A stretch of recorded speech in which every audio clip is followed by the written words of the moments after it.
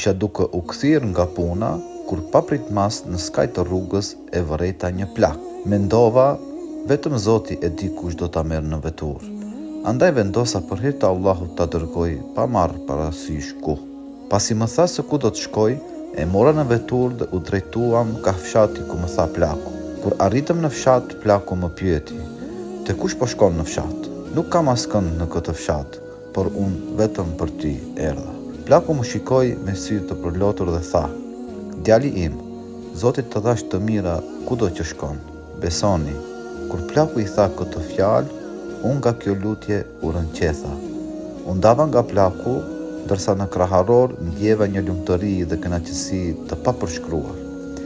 Ditë të tëra mendoja për plakun dhe lutjen e tij. Përse u rënqeth djaloshi? Për arsye se përjetoi sinqeritetin e lutjes së plakut. Këto lutje me njëherë pranohen. Andaj, shikoni dikë që ta ndihmoni në situatë të caktuar, nga se nuk dini se cila lutje pranohet.